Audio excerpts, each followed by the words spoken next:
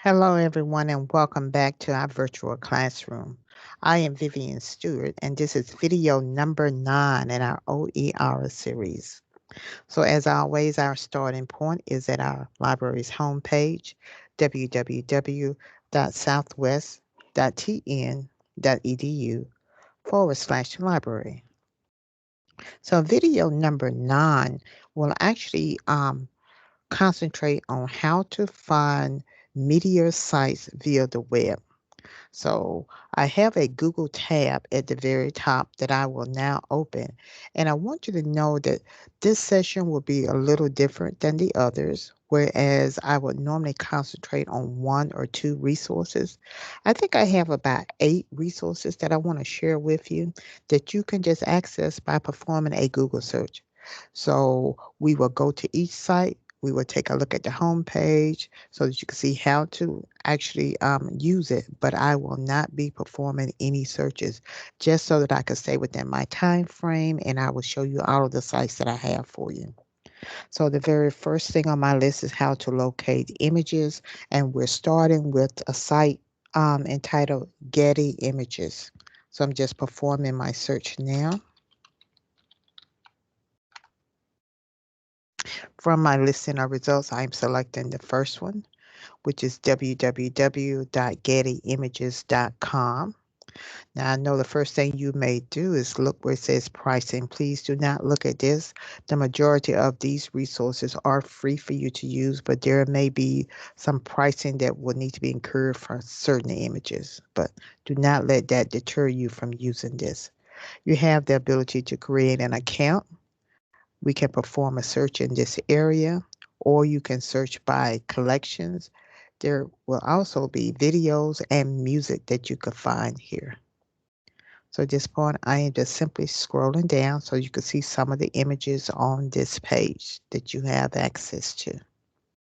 So this is gettyimages.com. The next site on my list is freeimages.com. So we would just go directly to this URL.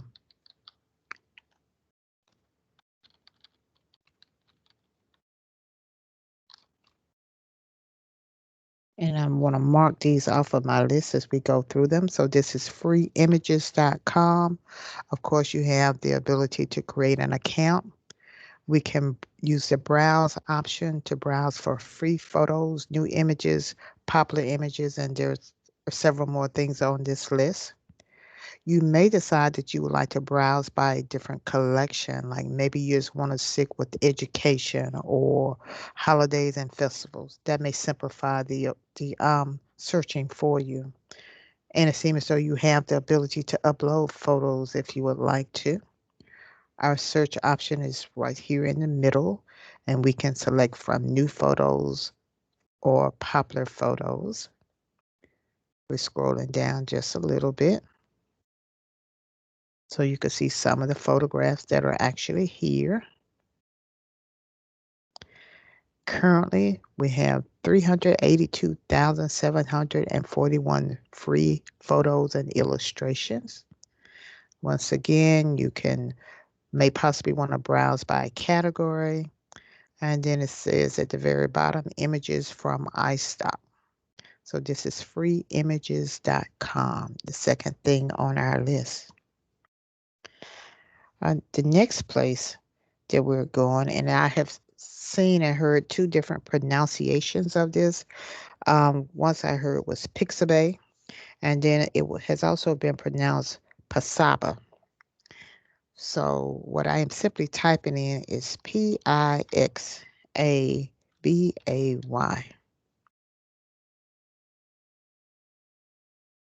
Says 1.9 million free images, but I will refer to it as Pixabay. So we can search by photos, illustrations. I'm not sure what vectors are. Videos and music can be found here. You have the ability to create an account. This is the area to perform our searches, and you can easily change the options to music or videos here. As I stated, over 1.9 million. And we're just simply scrolling down so that you can see some of the things that are actually here that you have the ability to use at no charge.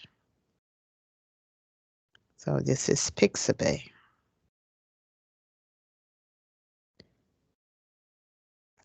Okay, in this same area, I am now going to open clip art.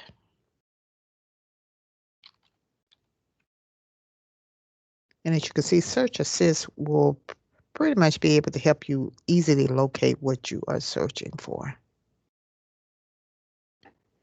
So we have open clip art, and this address is www.openclipart.org.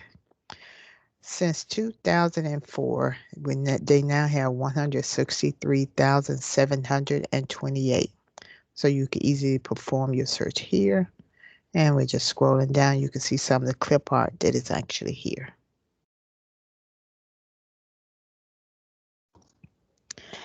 Okay, so now we're moving on to search for streaming videos. And I'm sure that you are aware of the next two. The first one is Khan Academy. And you may be wondering, why am I listing this one? Well, as a faculty member, you may become aware of when some of your students may be encountering difficulties. You just may want to provide either one video or a link to this so that they would know if they start having problems, this is a good place where you may want to go in order to find videos to help you learn the subject matter.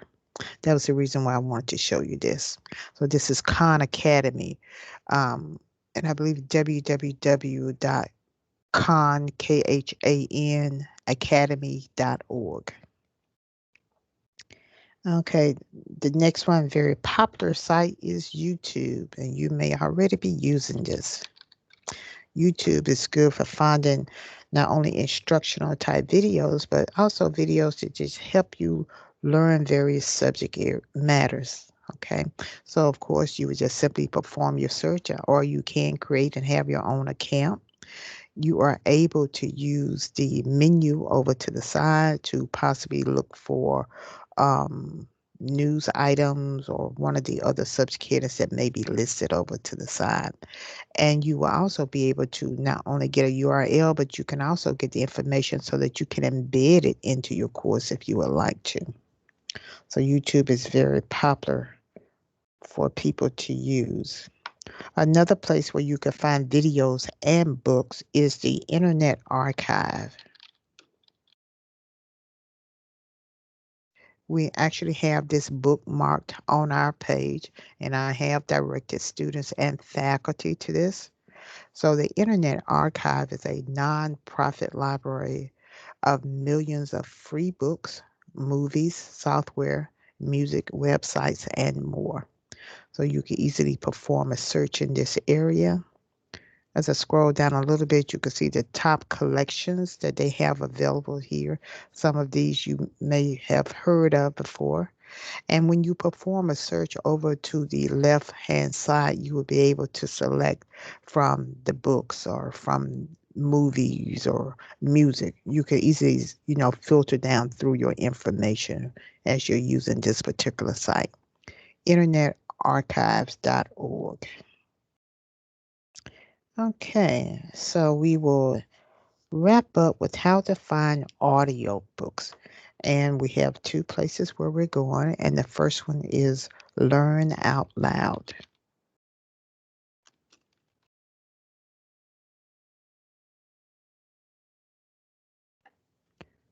So www.learnoutloud.com. Of course, you are able to create an account. You can search through the catalog, searching for audiobooks or podcasts that may be something that may be helpful to provide for your students. You're able to also use the side navigation to filter by subjects. You can look at the featured free audios and video titles. You can look at featured podcasts here, and there are also documentaries that are here also. So this is Read Out Loud. And the last thing on my list, and there was, in order to pronounce this, and sometimes I get this incorrect, um, Livervox. So let me just spell this out for you. Livervox, livervox.org.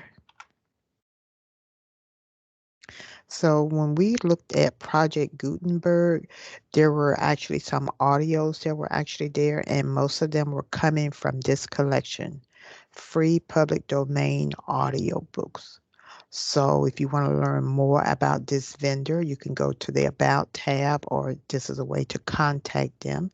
You can perform a search at this box by using an author or a title.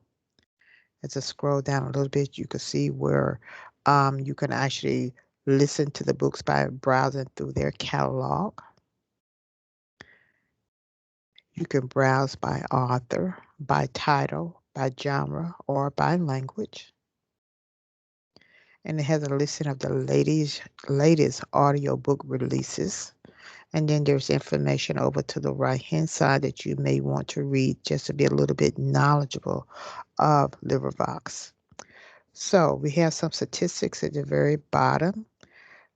When it comes to catalog works, 15,116 works that they cataloged last month, non-English works, and the different languages they have is 44, and it has the total number of readers thus far.